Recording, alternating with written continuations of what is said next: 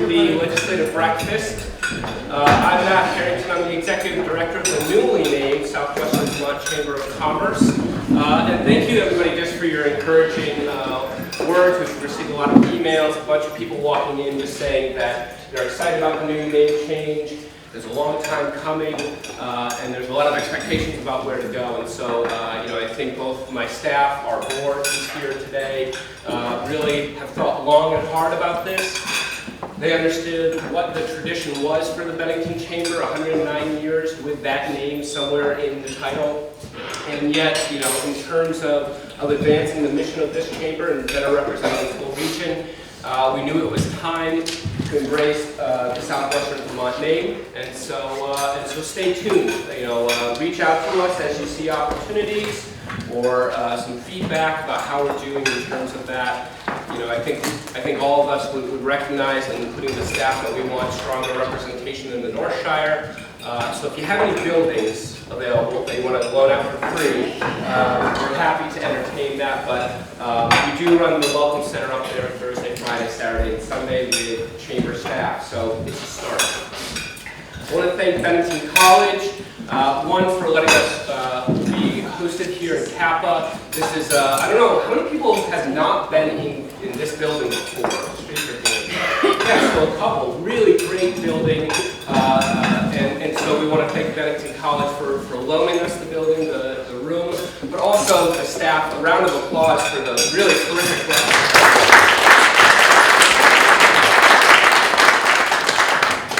So that's just, new things. Some things are big, like name changes. Little things are going to be new as well, which are, the breakfast. I think we wanted to move away from, Tim Hortons when we were in the Hampton Inn, squished in with some muffins and coffee. As we kind of take on this new role, really representing the whole region, we have to walk in that in boldness, and so part of that is even offering bigger breakfasts for everybody and fun events. A little laundry list of what's coming up, and then really this is just somewhat of an informal gathering. This is about getting our local representatives and senators here to discuss with the business community and the nonprofit community what's going on up in the State House, what to look for in the session. We're about a quarter, if not a third way into the session at this point, so we'll have some very good updates. And then you guys obviously can ask some questions. I'll try and do some of that facilitation, but really it's going to be you-led, so hopefully you came with some questions. But first things first, just to keep at the top of your mind, this is all on the website. The website's going over a major overhaul right now. It's still Bennington.com, so go there for these updates, but it'll soon be SouthwesternVermontChamber.com. We have a mixer coming up at the Bennington Museum. I saw Edie, I saw Susan here. Bennington Museum, February 20th, so join us for that mixer. We have a lunch and learn by the Department of Labor on March 4th, which is about workforce trends. So please tune into that. Lunch and learns have changed up this year. We used to do them at the Lightning Jar at other locations. Bring your lunch and learn from the subject matter expert for an hour. Being in the digital age, we want to move that much more up into being able to be viewed both on Facebook Live, YouTube, and the website. So now we host them at Cat TV Studio. A big shout out to Cat TV. But we host them at Cat TV. We have about 12 to 15 seats available, and then you can watch that live on Facebook, on YouTube, and we also record it. So if you can't make it out as a small business owner or a busy person to that lunch and learn, we want to still provide you access to it. So that'll be coming up the 4th of March on workforce trends. Coffee and conversations, we're changing up a little bit this year as well. We had been doing industry sectors, early morning meet and greets at Bringing You Vermont and Manchester Community Library. We're changing that up a little bit, so now we're focusing on, for small business growth, coffee with ...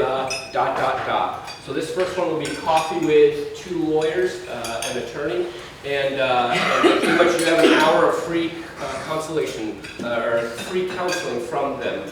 And so just another way that we want to really bring practical business advice down to members that may say, I can't afford a lawyer right now, but I have some questions. Other topics that we're looking at is HR, marketing. So stay tuned for that. Again, visit the website. And then the last two for me, there was a sign-in sheet. I'll make sure that we pass it around.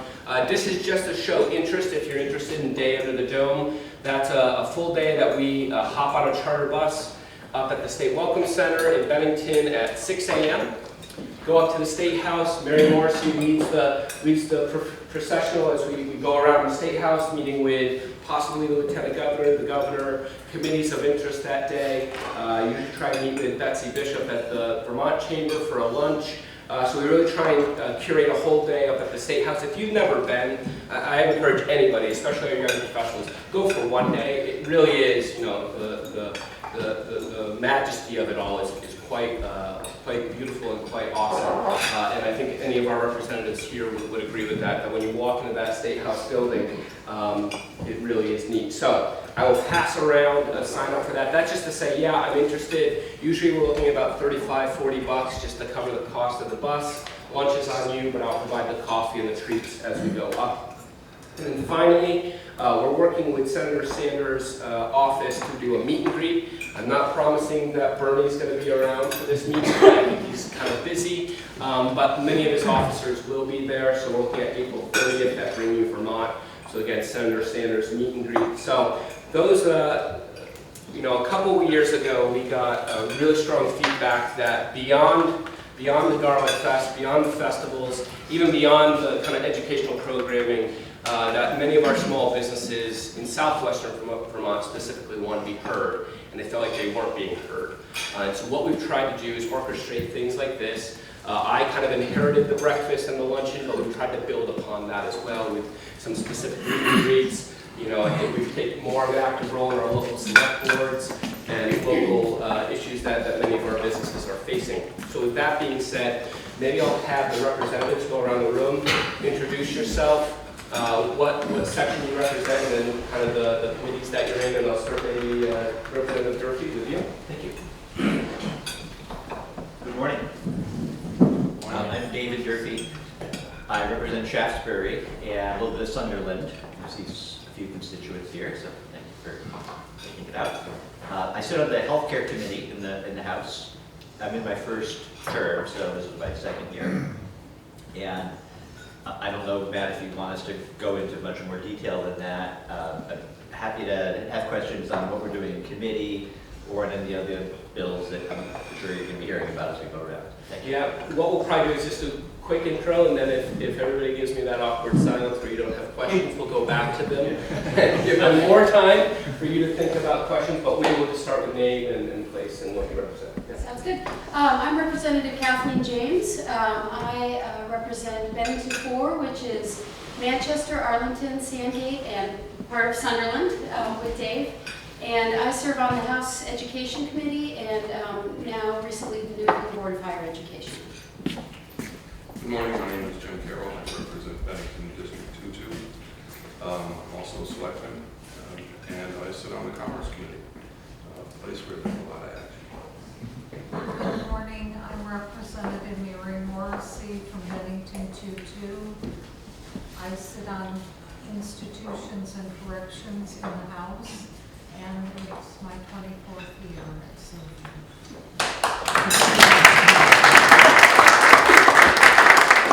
Welcome, thank you for all coming out. It's really great to see everybody here. I'm Tim Corcoran. I serve Bennington District 2-1, and I serve on the House Transportation Committee, and I've only been up here 18 years.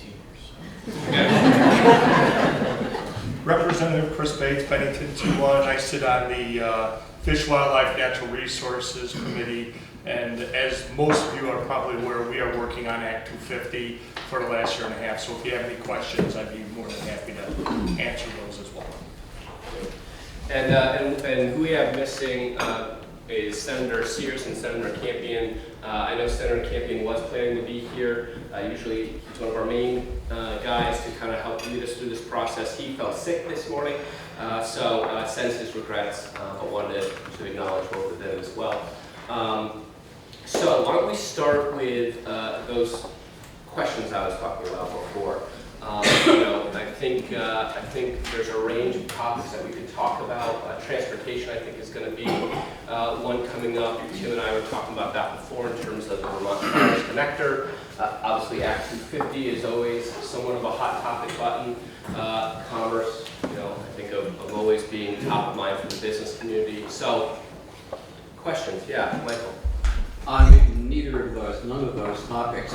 I was doing some reading the other day. I probably have two questions out of this. You usually do. The first one is with the $4.5 billion unfunded liability that we have with regard to pensions and retiree health care plans. That's a lot of money. What are we doing to safeguard the pension and health care rights of retirees, I think, which is the most important? And what are we doing to lower that amount? What techniques, what tricks, what sleights of hand, whatever are we doing to lower that nut? And secondly, and this is sort of I'm from Brooklyn, New York, so I'm a wise ass. Okay, this is a wisecrack remark. If Vermont had to sell itself as an asset to pay for that $4.5 billion, how much would we be worth? Like if Vermont were my house and I had to sell it, what would we get for it so we could pay this thing? I'm dying to hear your response. Yeah, I don't know, you could just throw out a number. That's a tough one, but I can say that as far as the pension liabilities, there is no magic trick. There's limited funds that do come in, taxes and other means, and it's tough. I think it was 150 million, 130 million for the pensions out there, and what we try to do is when there's surpluses over the last couple summers, there's been. This is where you really need Dick, but I think it's like $50 million plus, and we try to be responsible with that, and the first thing we try to do is pay our debts, and we sort of set that aside to draw that pension liability down. Outside of that is tough decisions, and Dick will tell you the current pressures on the appropriations committee is staggering.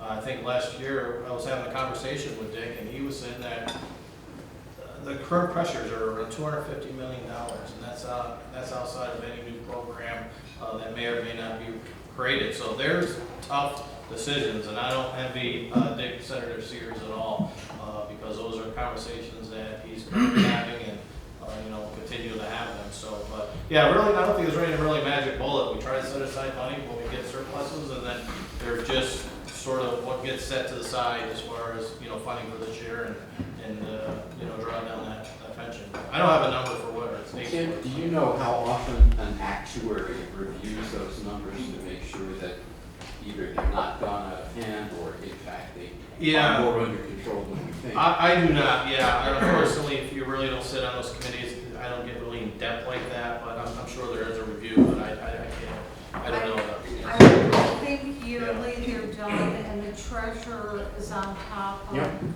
really focused on these pension funds.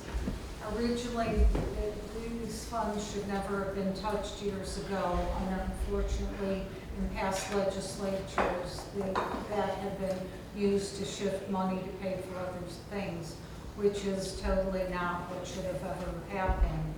Having said that, as I said, the treasurer's very focused on it. I know in my committee, she's come in often to talk about new plans, to think of how we can get around paying such a large interest fee every year. I mean, I would rather the interest be going towards getting rid of what we owe, and It's also hurt our bond rating, which makes it very expensive we to went borrow from our money. what is it, the 3-star rating? The AAA down. AAA down to its AA1. which Thank you, is- thank you. Just as a follow-up, I sit on the Vermont Business Roundtable Board, and there's a significant task force that's been formed to deal with pension reform and how we deal with this, because if it stays status quo, our bond rating will continue to slip. So, I mean, you can look at, over time, we will be in technical bankruptcy. So so the series of recommendations, suggestions over time that the roundtable is coming up with to submit to the legislature to look at this and see, what type of, proactive steps can we take to deal with this together, because it's a major ticking time bomb that's going to have to be dealt with. Tom, I'd just like to follow up. What was the name of the task force? Are you guys It's taking? Vermont Business Roundtable Yeah. Pension Reform. This is Pension the reform. summary of their latest report. Oh, great. That's online. Pension Yes. reform, yes. Thank you.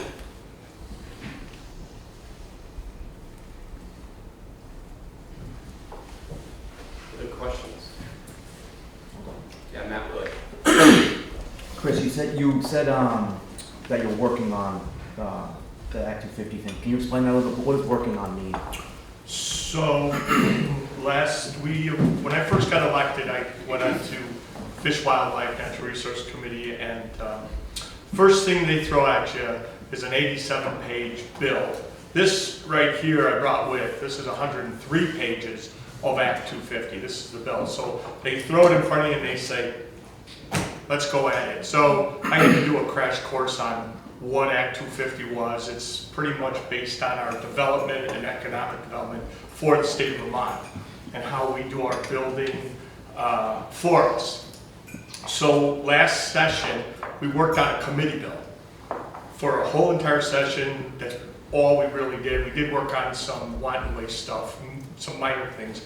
But when we came back this session, the committee bill went out the window and we went to a joint bill that A&R and the administration said, hey, we're not getting anywhere, let's give you some help. So we went on, and now there's the new bill, the 103-page bill, that is a bill we're working on that we're trying to get out of committee next week. So it's really complicated. It's, for me, there are some good things in here and some bad things. I'm just hoping that the good things outweigh the bad things, because really this is going to set up the rest of Vermont for the next 50 years again. So I just want to make sure that's right. So we're working on each section. So what our committee chair does is we take a section by section, and we have ledge counsel in there, and they read it to us, and then we ask questions about it. So that's what working on a bill is, and it takes all day, every day. Could I ask a question on top? Of course you I can. know I'm not, well, I'm a chamber board member, so I can ask. Anyway, what significant changes, if any, that you might be able to just highlight? Yeah, so one of the major changes that I really approve of is the way we do our permitting system now.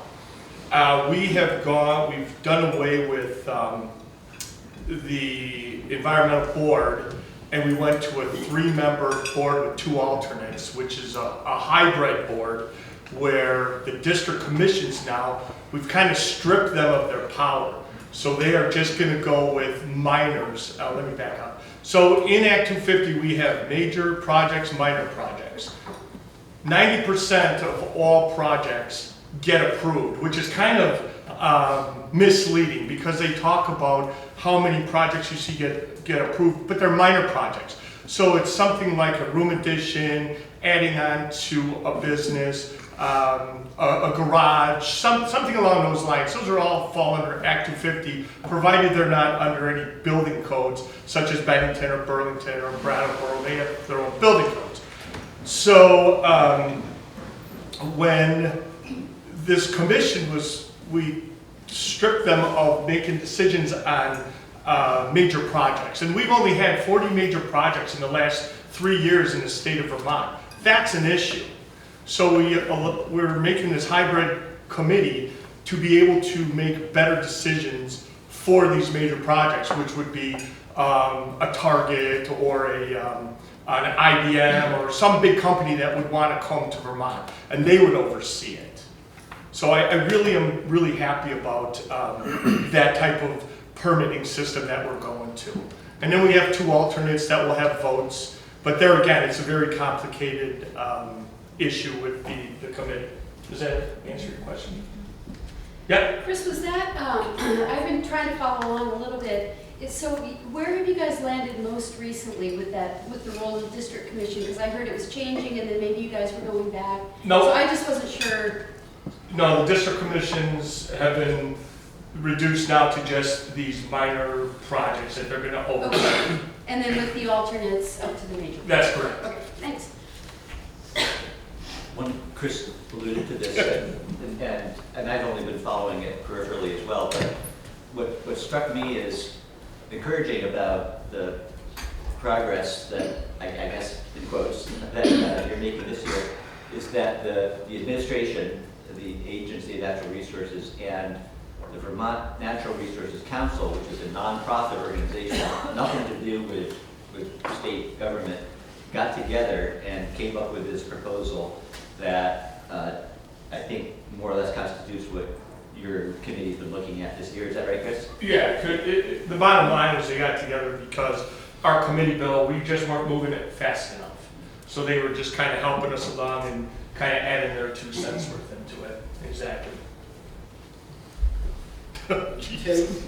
Chris, do you have statistics on the time it takes to get a 250 permit to go with that 90% approval certificate? So we talk about that a little bit, and there again, it's all project dependent.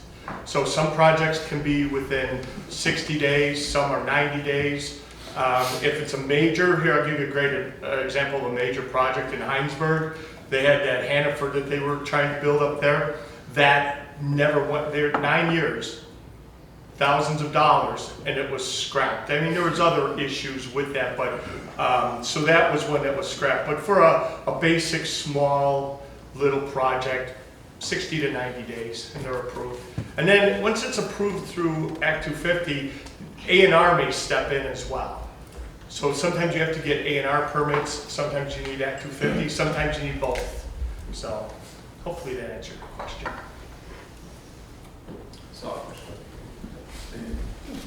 I was just going to, I've heard that this new Act 250 is going to make it much more difficult and more expensive to build anything in the state of Vermont. That's part of it.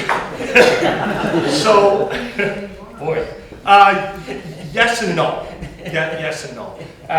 There is criteria 1 that we split to air and water. And for the air part, we put in greenhouse emissions and greenhouse gases and all this other stuff about air pollutants and stuff. And yes, that would require homes in the bill. There are homes that have to be built, should this pass, will have to be built to accommodate those restrictions. So yes, to build a Energy Star 50 house or a zero emissions house, yes, it could be very expensive. That is correct. Let's go Leslie. So Chris, are there provisions in the new setup for follow-up and oversight of these districts around the state? Because I know a lot of the times when projects do get approved, and I've been an alternate district commissioner for District 8 for over 10 years, but there's not enough people in the state to follow up with provisions when you do receive an Act 250 permit. So are there provisions in the new? So I think that's where we're going to get into this new hybrid board. I think that they're going to be able to hire more people to exactly do that. So we haven't worked that out quite yet, but that's the direction we're leading to, where the board will hire people to go out and take care of that. Exactly. This lady here has been on a question. I was just wondering what you think in terms of the time frame to roll out, sort of what the new Act 250 will look like, and what you see might be beneficial locally for us in terms of development. Well, should we vote this out of committee, it's going to go to the floor. If it passes the floor, it'll go to the Senate. The Senate will have a very short window to get that, and then it's got to go to the governor, and then he's got to sign it if he really appreciates it. But as far as Bennington and Bennington County, I can only talk about Bennington because I'm not up in Manchester a lot and stuff. But in Bennington, we kind of parallel Act 250 anyway. So we have our own building code, so it really doesn't affect the town of Bennington as much as people think. So you have to have a 10-acre lot, which then it would trigger regardless of what you have in town, in our city limits. So for me, it's a tough one. I don't know. I think it's just going to be the same. It's just we're moving some things around. Didn't they change the elevation? Is that going to have any effect? So in Bennington right now, our elevation for building would be 1,300 feet, which is substantially lower than what the bill has, and we lowered it to 2,000 feet, which they wanted more land preserved in the state of Vermont at 2,000 feet. And right now it's at 2,500 feet for logging, maple syrup, and all that stuff, so we kind of made accommodations for them. I'll go Jim and then. Holy cow. Chris, just one more question on this. What I heard earlier is that the Agency of Natural Resource and perhaps a private group that's environmentally interested are strongly influencing the crafting of the bill. Is the committee listening to groups such as Business Roundtable or others to get business people's voice and perspective into the bill? So that's kind of, that's a good question. That was one Great of the question. That's a good question. We listen to witnesses mainly from the outdoor world and how it affects building. So we do talk with business owners that build homes. We talk with slate companies. We talk with all those types. But as far as being influenced, we're not influenced one bit. At least I'm not. And we do fight some of their things. So they came up with that joint proposal. I think we've only used one so far, and that's that hybrid committee. So we really don't. And we don't listen to the business roundtable, so to say, because the chair generally figures out who our witnesses are. So, you know, if anybody would like to come to Bennington or up to Montpelier and sit as a witness, I'd love that. Because very seldom do we get people from Bennington to sit in our committee. Very, very seldom. I think we've had 3 in the last 2 years I've been there. But generally speaking, though, if somebody wants to testify before a committee, the chair is not going to deny that request. I mean, that's standard 101. So, you know, if the business roundtable does want to come forward before a committee, it's not like they're going to be denied and say, no, we're not here for that. Yeah, just a follow-on question on that. The cost of construction is going up at about 7% annually. So a 3-month delay increases the cost of the project by about 2 to 2.5%. Correct. So this thing of 60 to 90 days is still acceptable, creates actually significant financial headwind to businesses in terms of trying to address these projects. So I would strongly encourage the committee to reach out to the business community and get some input onto the bill before they actually try to pass it out of committee. That's one of the issues that we talk about all the time in there, and we need more business people like yourself to come up there and go like, please listen to us. Otherwise, we're not going to hear it. I think also people here in this room, if you can't come to Montpelier, you can do a testimony by phone as well within the committee of jurisdiction. In hearing what Chris has said, it sounds like it's a week and a half out before it passes. If you folks want to be heard, it's critical to get your viewpoint in immediately. And I'll also say too, though, this is a House bill. Chris's committee's been working on it for a year and a half. And they're going to give it to the Senate with a half year. So, I mean, you're talking about, is this going to go anywhere? Year and a half year? I mean, who knows? It might look a lot different. Yeah. That's what I was saying, is that it may not even get out. It might stall in the Senate, and then the Senate may make changes on the 103-page bill. So it's really complicated. It's very complicated. Kathleen, and then we'll change topics, so come up with another question. give Chris a break. I don't want to, we can move on. No, go ahead. Okay, well, it was really more just, again, a clarifying question for Chris, because Chris is, marinating in this topic every day. It was my understanding, and again, I've just been trying to follow along from the outside, that the way the bill was shaping up would make it somewhat easier for projects to move ahead in downtown districts, so in designated downtowns and neighborhood development. So there were some districts where things were maybe going to be moving along better or more easily, and then sort of the exchange was that there were some provisions that would that would protect forests from being fragmented. So there's a little bit of a trade-off there, I thought. So there is a provision in here that we waived the Act 250 permit for downtown areas and neighborhood areas. That is correct.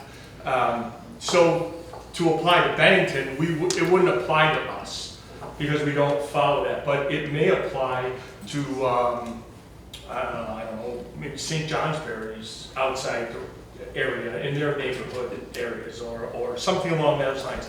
But where we have building codes, such as Bennington or Burlington or Brattleboro, that kind of thing doesn't apply to us. So when I'm up here looking at this bill, I have to split my time between what does 2-1 need and what does the state need. And I always default to my constituency every single time. It's like, how does that affect us? And it really doesn't. So I have to go into the second mode of how does it affect somebody in the Northeast Kingdom, which I don't visit.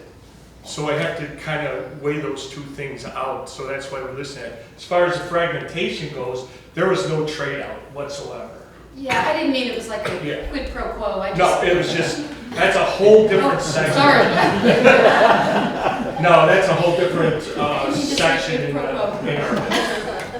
I was just trying to think of areas where Yeah. from what I had read, it was going to be maybe easier and then a little more protective, not in any kind of linked way. Other questions? Yeah, Steve. Stephen Bryant, Public House. I'm also on the Workforce Investment Board. But one question from that perspective, it's a general question and a specific question. Between this group, are there initiatives that you guys see that you want to support to increase more workforce positivity in our region? And the challenge is we don't have enough workers in general, and we're the second oldest state, and we're maybe number one on deaths to birth ratio. So young people really aren't coming to the state. I mean, young people say ages 25 to 45. One initiative that was discussed in the last meeting that we had, the chamber thing, and Matt orchestrated a couple months ago, was we had a young man, Charlie Martin, that's part of the chamber. Maybe some of you guys have met him. He's a veteran. He represents a demographic that is from the military. And the dynamic is that a lot of these people are trained, they have skills, they can be ages 30 to 45. And a lot of these people are not coming to Vermont because we tax their pensions, and they go to other states. And in the current bill is supporting not taxing at the state level their pension. Obviously, if they're here, the trend is they'll be net contributors to society. They'll be paying income on other jobs and creating net positive economic impact. So for this group, do you guys support initiatives, or specifically do you support the initiative not to tax military pensions? I'll answer. I've been on a piece of legislation for probably over the last 10 years or longer. It doesn't move off the wall. Right. It doesn't even get discussed. Many of our military and veterans are moving to other states. That's just not a statement I'm throwing out there. It's actually the facts. They do come back from their service very well qualified to be very good workers in our state, which is a great need. And disappointed that we can just seem to never get beyond even talking about it. So yes, it is something that should go forward. because I think we're losing a great population in our state. But to further talk about this issue, I know within my committee, we are working with, because part of our committee is institutions and corrections, we have been trying to put programming and education and training by different entities in the state, such as construction and I think other initiatives that we've been working with to try to get folks even coming out of corrections. They have to have a job that they're doing programming while they're in prison, and that they will be able to come out of prison with a certificate that can possibly get them into the workforce. And, you know, we're trying every possible initiative that hopefully will be implemented to our communities. Well, this is a topic that I come on the Commerce Committee. And last year, a bill that was a part of workforce development has done a variety of approaches, one of which Mary touched on, and that is apprenticeships and certifications. But more to the point that you brought up in your earlier remarks, Vermont is doing everything we can to attract people to the state. And as a matter of fact, Senator Sorokin, is that the right pronunciation? Yeah, came before us, my committee, last week to ask for $500,000 for the state-of-state program. We've got 90 people, individuals in the pipeline, in the funding, because it's been so successful in drawing people to it. The state, they ran out of money. Our bill, workforce development last year was $1.9 million, and the Department of Labor hasn't gotten up to speed on fully implementing it, so we're going to put $500,000 more towards satisfying this need. It's been enormously successful. In addition to that, Representative Morrissey and I sit on a marketing caucus, and we had witnesses. Tourism caucus. Yeah, sorry, I stand corrected. And we've had several witnesses in there who, one woman in particular, I don't remember her name, she's edits a couple of ski magazines. Lisa Gossman. That's it. And she had a list of people who had actively chosen to come to Vermont and start business. So I think that, you know, these 90 folks that are in the pipeline could be a workforce development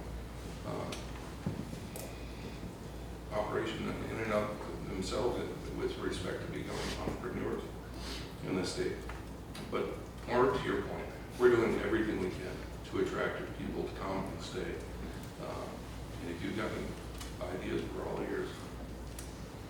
Yeah, just to update people, I saw Kathleen's hand and then Tim. For the stay to stay, so we're a part of that initiative. We're entering year 3 now. We've had 60 people go through Bennington County. We've had 8 people move in the last 2 years.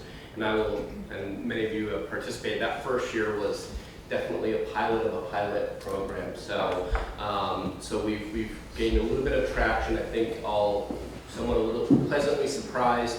We have 5 weekends that we're mapping out right now. The first one will be in a couple weeks. February 21st will be up at Bromley Mountain. So working with people that might come to Vermont to ski or board. Working with the team at Bromley and over in the North Shire to host about 20 people coming up through that. And we will also be working, so what's neat about that specific stay-to-stay is we work with people that funnel through the system that Jim's talking about, but also we approach people on the mountain if they would like to join us for that weekend. So a little bit more of a hybrid, more of a guerrilla style outreach to people. The other weekends we're working on, one in June around entrepreneurship and startups, so attracting people from the United States that want to start a business, bringing them to Bennington County.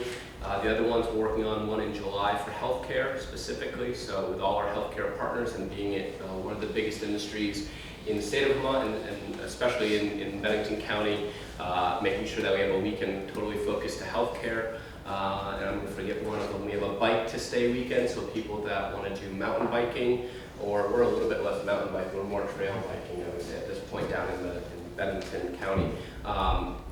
That'll be in September, and we'll be working both with the North Shire, and usually we partner with Rob Terry up at Vermont Forest for that one, as well as down with the team at Bennington Area Trail System. And then the final one will be on hospitality in October, and that one will focus on the hospitality industry, cooks, cleaners, innkeepers, and you could go on. But those were the areas that we heard from a lot of you last year that, you know, it's great to have everybody show up for Stay to Stay all across the gamut, but also if you could do some pinpointed, industry-specific Stay to Stays this coming year, that focus on some of the biggest needs, which is healthcare, startups, hospitality, that sort of thing. So I'll go to Lynn because you're part of the program, but I want to make sure we get back to Kathleen too. Well, I just want to make a point there that you talked about some kind of small numbers there and big numbers in the budget, but what I think the other benefit from this is just kind of the umbrella benefit of all the PR that we've gotten from this, and the people that do move here that aren't technically part of the Stay to Stay, but because there's so much buzz going on, we are getting people moving here.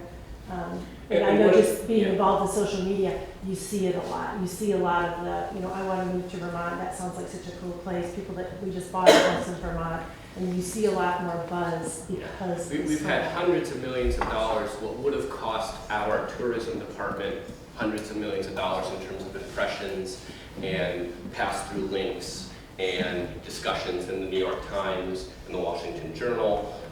We didn't have to pay for those because of this transformative, innovative program. You know, and the other thing I'll add to that, Lynn, too, and something that I'm often telling people is, I mean, think about when you all moved, and I think everybody's probably moved once. I mean, what a huge decision. And the fact that we got 8 out of 2 years, when you think about that, is kind of fascinating. So in my mind, this is a compounding program that we had 60 go through.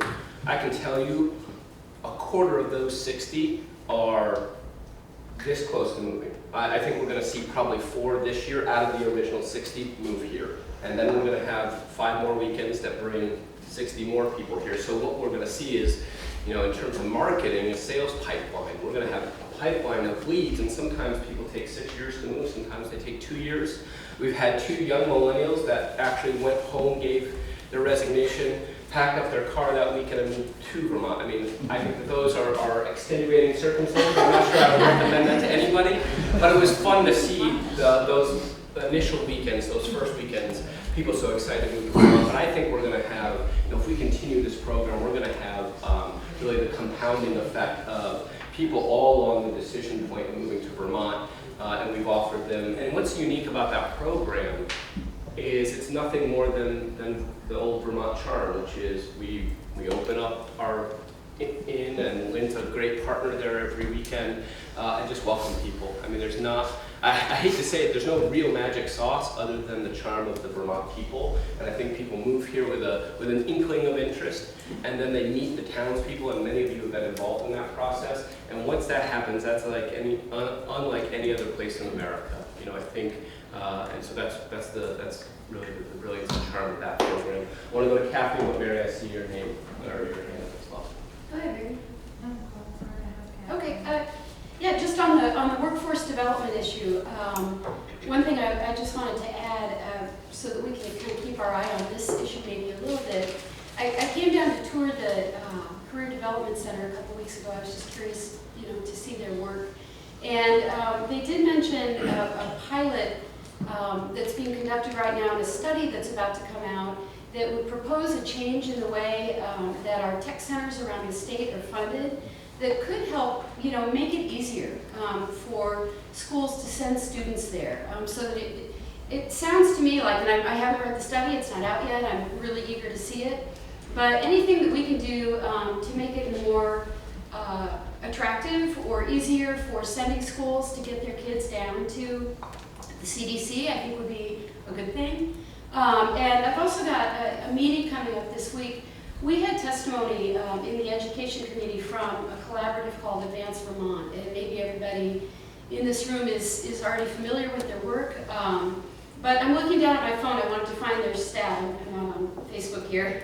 But they're a collaborative that is working across the board around the state to try to achieve a goal of 70% post-secondary educational attainment here in our state. So they said here that 200,000 people living in our state right now are eligible to earn some kind of high-value credential after high school graduation. You know, a degree, licensing, working in the trades, and that if we can only get 68,000 of those people into that pipeline, we will have majorly boosted our workforce. So I've got a meeting coming up just to learn more and see how the House Education Committee can help move their work along, because you know it is all about getting into the people into the pipeline, not just for four-year college degrees, but to get people into the skilled trades as well. We've already talked about the value of tourism. I've been a founding member of that tourism caucus, and if you guys believe that tourism for funding is important, that is a big issue right now that the Commerce Committee is working on. We had recommended a $500,000 increase in the annual base funding. Governor Scott recommended a $500,000 increase, but at this point that's one-time funding that Governor Scott has recommended. So we could use some voices there, and if you guys are going to your town meetings, please vote for the broadband initiative. What's the total line item? Was it 3 million? Or? I think it's $3 million now, and the recommended or hoped boost is to 3.5 million for tourism. And we have broadband initiatives on the ballot all over our county, you know, thanks to the work of our task force, and that's really important for attracting and retaining young people too, or anybody. So I want to hear from Mary. I do want to invite a special guest from Bennington College up because we're right on the workforce discussion. But Tim, maybe I give it over to you to just give a little plug in for CUD after that. I think it just be good to educate. But Mary, you had some. I would just say the state-to-stay program is fine in what it does. I think, however, we need to be as a state looking at our state tax policies, what we are doing in order to really have people stay in the state. You know, 8 people coming here is a wonderful thing, but they're also receiving money to come here. We need to do better in what we're doing with programming policies to actually get people to come here, to stay here, to retain the people we have here. I commend the hospital for the programs that you are doing with the nursing. We have a huge shortage of nurses across the state that we will be in a crisis situation in the next couple of years with people retiring out of those jobs. The hospital has taken upon themselves to create a program that works to get nurses through programs and with degrees to come to work at their hospitals and around the state. Those are really the key pieces that are going to keep people in our state. As I said, stay-to-stay is an okay initiative, but it's not going to do what our needs are. We are one of the, I think we're first or second in the state as far as having the oldest population. Love our older folks, but we need a younger population down here because the revenues that come out of Bennington County are not strong because of those demographics. So we need to work very hard in putting a lot of initiatives on the table to turn this ship around. Yeah, and just some clarification. So there are 2 programs, the stay-to-stay program and the remote worker program. Stay-to-stay, the money goes completely to marketing to these folks, but actually getting them here, they pay for their lodging once they're here. If they decide to move, they're more than welcome to apply for the remote worker, or now I believe it's working for a Vermont company. One does not beget the other. It doesn't mean if you went through the stay-to-stay program that you're automatically in that program. So, and then there's the other initiative, which is more about, that's the 10,000 you heard goes to some money if they move here, which it's never 10,000, it's up to 10,000. Yeah, Lynn. I'm just curious about what Steve said. I mean, given that a shortage of employees is really important and a shrinking population is really important, Mary, how do you get something like what Steve's proposing? You said that they just don't talk about it. I mean, how do you get something like that? Because these veterans come and then they have a second career. I mean, it's a really strong population to try to attract here.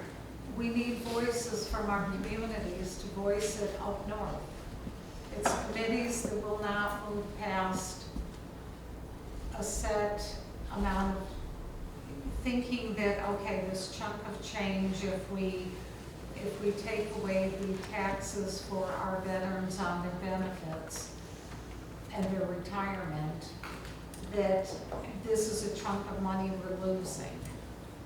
But look at, on the other side, what they would be providing in our state. But folks don't want to look past that, and so voices need to be heard. And I think that's an important part, Mary, is you know, I think all of us kind of go, why wouldn't we do that? But I think it's, and Jim, you bring this up often, you know, there's only so much in the pot. And when you take away something from the pot as sincere as the vets funding or pension grab, then you've got to fill that pot up with something else. And I think, Mary, that's what you're discussing. I do want to go, I saw Jim stand up, then David, and then we'll go Steve, and eventually we'll have Bennington College do it.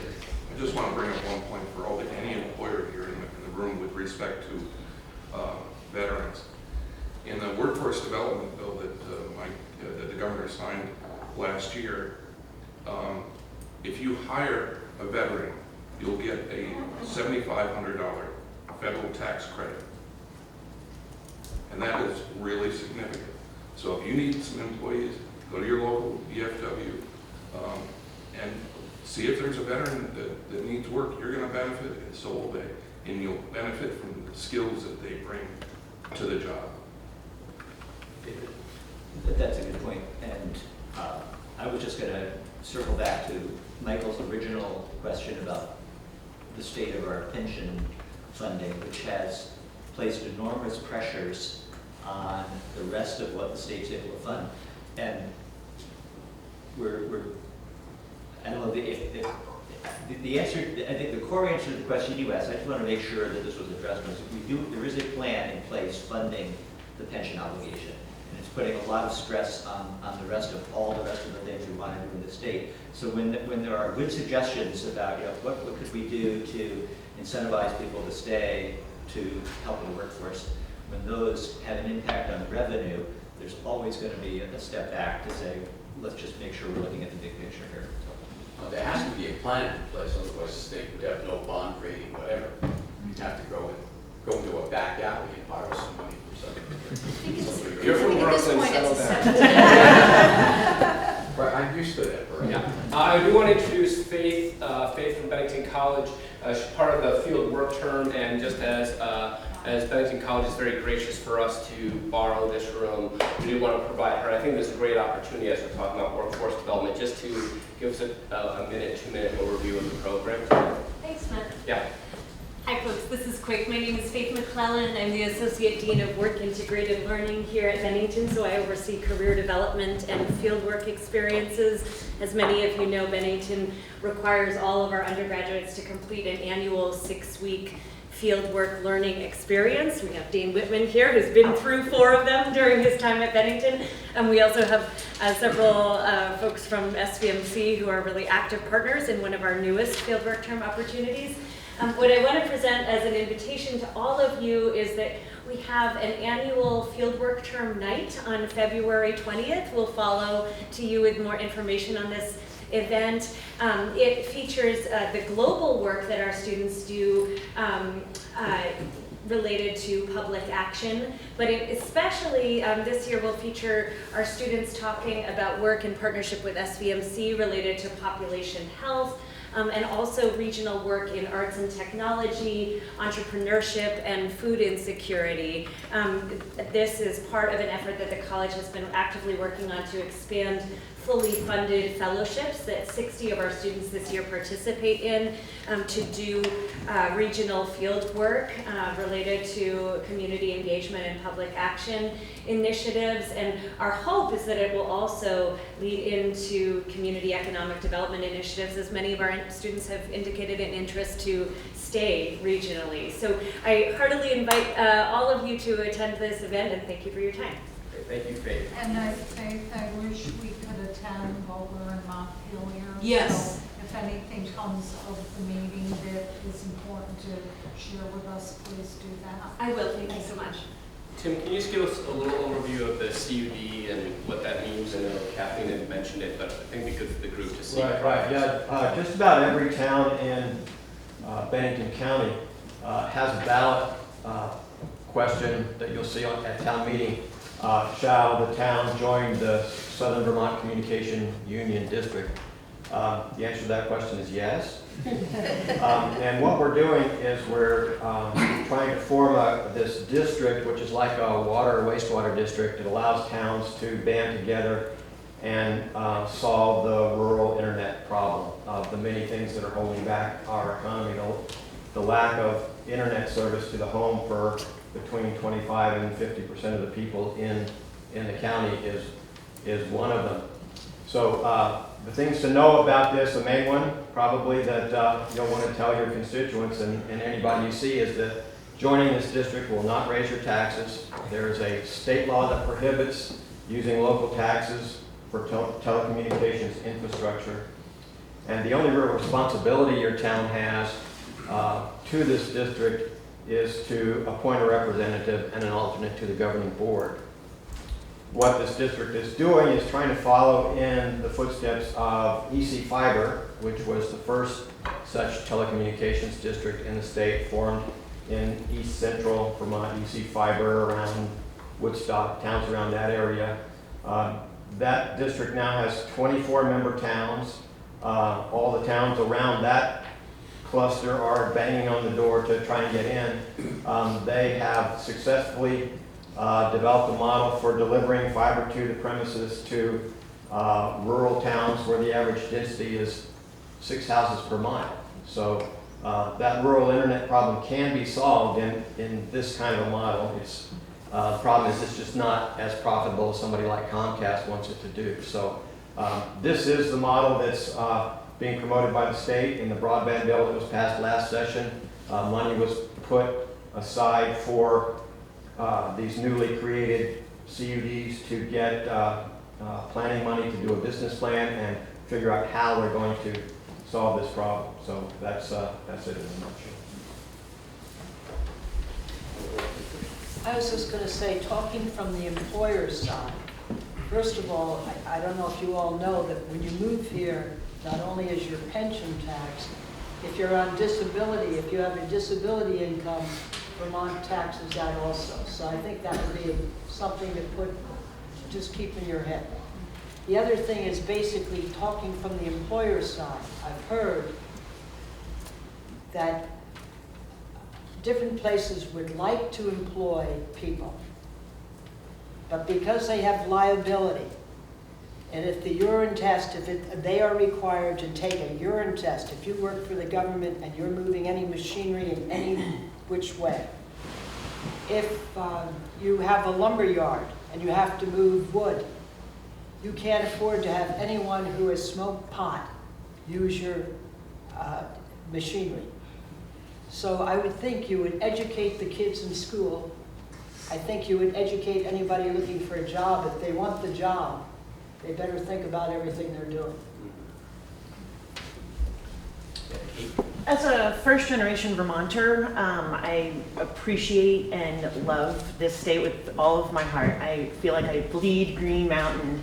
I was raising 2 children to do the same. And I say was because my daughter and our family was one of the roughly 1,500 families affected by the closing of Southern Vermont College, Green Mountain College, and there's one more. St. Joseph's. St. Joseph's, thank you. And she's now in Pittsburgh, Pennsylvania, and she loves it there. I I'm really sad because she loves it there. I'm really happy that she loves it there. But I was raising a second generation Vermonter, and I'm not sure that that will happen anymore. And so I appreciate wanting to bring young folks into the state. We need to keep the ones we have. And so again, I say that I have a love-hate relationship with Pittsburgh right now. I do want to say that they welcomed our daughter with open arms to Chatham University, where she received the same amount of scholarship that Green Mountain was offering. So as a family, as a single mom of 15 years, I was able to afford that and afford her that opportunity. But we need to think about those colleges too in our community that are closing. My son's now at Castleton, so maybe one will stay in the state. But we'll see what happens. So I just want to also and I think that's come up a lot in the state of stay, and I think, you know, we talk about it in kind of its different pockets. One of them is the boomerang, you know, so the idea that most kids have to get out of their hometown or they're you know, forever kind of annoyed that they never got out of their hometown, and we hope that some of that invite to come back. We've talked briefly about some of that stay-to-stay program or the energy of that being used with Castleton or Bennington College to say, you know, if it's homecoming weekend, Bennington and the like should be rolling out the red carpet for those people. So what a great opportunity for reunion weekends. And if we got 10% of those people to consider coming back, what a great win for us. I see Matt Willie. I think this gentleman was and first. Art had a hand up, and Dick had a hand up, and there's one over here. So why don't we go Art, Dick, Matt, and then we'll cover Kansas. So I guess one's probably more input. Introduce the chamber. yourself to So Art. my name is Art. I'm the new executive director for Bennington Rescue. So I'll speak from the standpoint of being a new resident of the state of Vermont. That I've been here now, officially lived here 3 weeks. So, and you talk about the state of stay. One of the things I think that we really need is some kind of comprehensive resource for people moving in. I didn't come through the state of stay program. I found a lot of the programs through my own research, and there are multiple places. So when we're bringing in people from the outside, I mean, we're looking at, you know, people that are coming in, we're bringing in people from the outside communities that are coming in to work for us, but how do we get those resources to them in a comprehensive way? So, you know, the bus system, you know, how do we teach people what the bus system is on top of what are the resources from the state for moving in? There's the telecommunicate, you know, incentive, but January 1st started a new incentive that if you now work for, I didn't know about that until I actually was looking at this, you know, the state's portal to find out about that information. So if we could get a lot of that information collectively, then we could distribute that not just through the state of stay, but through the local employers. And that would help us, I think, with some of this workforce, you know, because we're looking at what we know and what we don't know. We don't know. We can't share. So that would be great if we could have that. Watch out, Art, I'll put you on a committee. Ask Dave. He came into my office a week ago, now he's on 3 of my committees.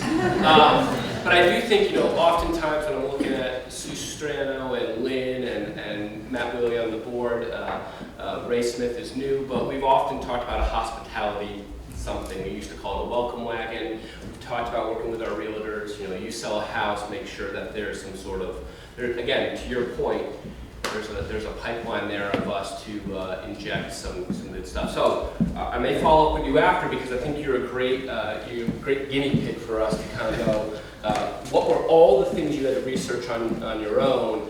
What are ways that we can help with that as well? And I see John Shanahan here from the downtown program. I'm sure we'd love to work on that. Did I have Dick next and then Matt?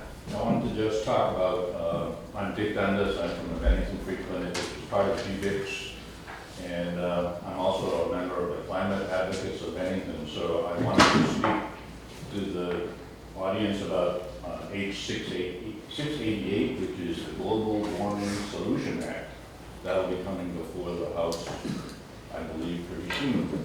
I was prompted by a letter to the banner that said that basically we've got enough to worry about without worrying about global warming and what can little Vermont do about it.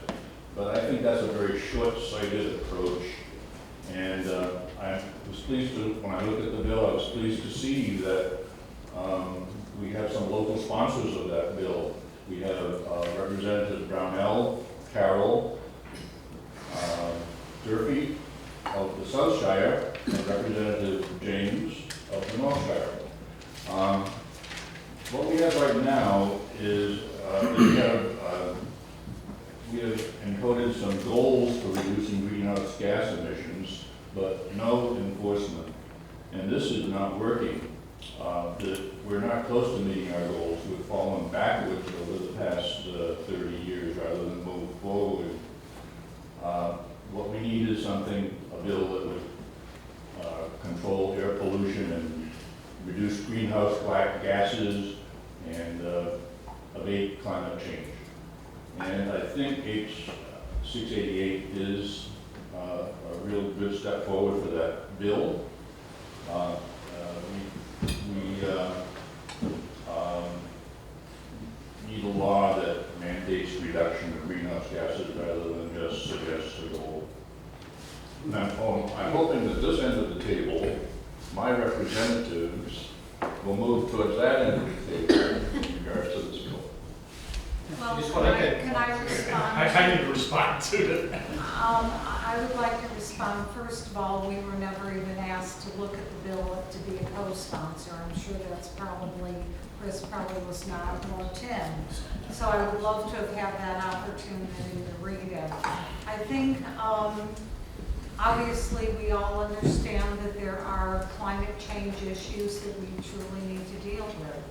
However, whether it's this bill or the several other bills that are out there, whether it's the carbon tax, and as I said, whatever we want to call it, we need to be very careful also at what we're looking to be doing with it.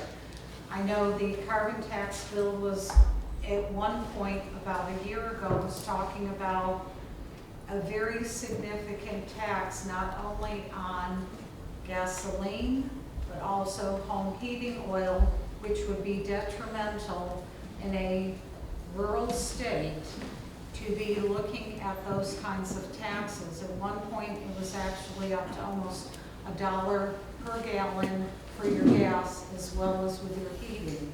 So I think we're all in agreement. We want to find significant ways, not just pretty language on a paper, to resolve some of these issues. But we've got to be very careful with what we're doing, especially in a small rural state. I'm going to let Chris just comment. We've got about 4 minutes left, so I want a quick comment. Matt, we'll go to you, but I want to be respectful that we've said that we'll be out of here by 9. We will be. I'm sure many of our representatives will hang around after if you want to grab it. I think He's going to go first. Yeah, I appreciate the comment, but I think I've been very clear throughout my years that I'm against the carbon tax. I just am. I think it's the wrong way to go. You can do more initiatives to encourage instead of hitting somebody over the head with a sledgehammer. With that said, the bill that you're referring to, I'm willing to go on board, but the question with that bill is they're creating this authority, they're taking away potentially our powers of how to regulate the carbon emissions. And anytime that happens, I have heartburn with that. So they're sort of giving it to the administration. They can come up with their rules and regulations. If there's a tax involved, obviously it's got to come back to the legislature to get approved. But outside of that, giving them broad authority of how they want to do things. An extreme example, I doubt this would ever happen, but technically they could ban cars, gas engine cars. Imagine if that happened, and I'm not saying it would, but they are extremes where we're given that authority, so that's where I'm a little bit hesitant. If they could rein that in, I might be willing to go towards that, but to take a step back, what we're doing on a smaller level, carbon emissions, the number one polluter is automobiles. What we've done the last couple of years is we created a program, an EV incentive, to get more electrical vehicles out there. Last year we put $1.1 million into that program. It's starting to take off. People are utilizing that. The governor saw fit that that was a good way to go. He added another $1.8 million towards this program.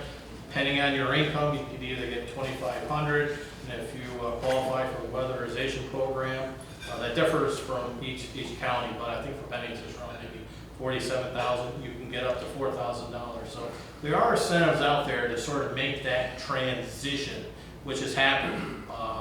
Currently, we're up to, I think, 3,300 electric vehicles in Vermont. We have a goal by 2025, I believe, to get to 15% of our cars in Vermont, which is roughly 50,000. So we are trying to do something. We're trying to incentivize to switch that over because we know that that's coming. So getting back to your question, if it's a true carbon tax, I will not support it. I just won't. But if we're doing incentives and it gives some of the authority back to us to make those decisions outside administration, then I'm willing to sign on. I think it's Tim Brigman's bill. So. We'll go to Chris and then Kathleen. So I'm the same as Tim, you said pretty much what I was going to say. But I am against the carbon tax, but the incentives, I'm all for it. You know, and in that bill, I just jotted a couple things down. I have a problem with the timeline. So they want 25% by 2025, that's 5 years. We all know what that means, should that happen, right? And then 60% by 2035. How does Vermont do that? That's all I have to say is how does Vermont do that to be 60% green by 2035? Pretty hard to do. So I have a problem with that whole bill. So I'm very sorry we're out of time on this important question. A lot of misinformation, I think, floating around about the proposals that we have on the table. And anybody who would like to learn more about these, I welcome you to reach out to me. Both the Global Warming Solutions Act and the proposed Transportation and Climate Initiative are cost-effective, thoughtful ways to help move our state to the economy of the future. We are not going to get there by ourselves. We're talking about helping the Vermonters who need it most transition to a more resilient way of life, talking about helping people move away from a reliance on fossil fuels. All those dollars go out of our state.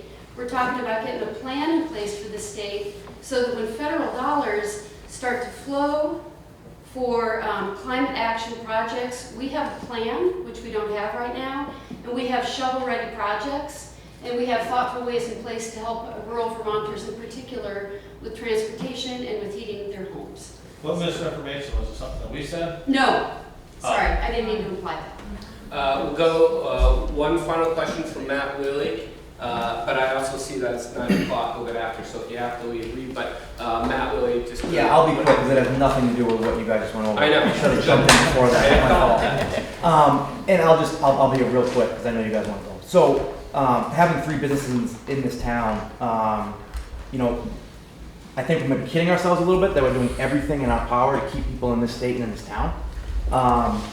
You know, it's almost getting to be impossible for me to employ anybody, really, because, you know, the minimum wage thing that's coming up, and it's not the minimum wage. I mean, I pay all my people more than minimum wage. There's so much more to that. It's the turnover of the 2-week turnover of everybody. It's like $500 at a clip that you hire somebody and then they're gone in a week and a half. That's going to drive businesses like mine out. You know, I'm married to a 4th generation Vermonter, so I'm here and this is what I'm doing. But I guess my question is to be really quick to you, Mary, when you say that, you know, get up there and have a voice, what does that mean? Like, how do I have a voice I'd rather be in the kitchen. I'd rather be cooking. I'd rather be, you know, serving beers. So, but I can't. So what does that mean for me to go have a voice? And because at the local level, I feel like I don't have a voice really. When I go to these meetings, I just feel like it's a waste of time, to be completely honest with you. So how do I have a voice in something like this? I think you start by coming and speaking yourself. You talk to other businesses that feel the same that you do or have components of what you're thinking the same. It's kind of like throwing a pebble into a pond and it gets a rippling effect. The stronger you are with the stronger voice that you have, I think you will be heard. You won't get everything you want, you never do. But we have to be creative, and we've got to hear from all sides of an issue. I think I would say we do a fairly good job at that, but I know there are some committees that probably aren't as fair about having all sides of an issue talked about. So coming, being part, taking part is very important. And I know it's hard for our folks in southern Vermont because making that trip is not always easy. That's why I even said you can testify, though I like people in person because if you're there, they can see who you are, they can see what it means to you personally, what you're going through, and that's an important part. But you can also do it by phone, testify in a committee. And we'll find out, I think, tonight whether or not the governor vetoes the minimum wage. I think he has a little today. I think that's a great place to pause. Kind of brought us back to, being a bunch of businesses and nonprofits in the room trying to figure out.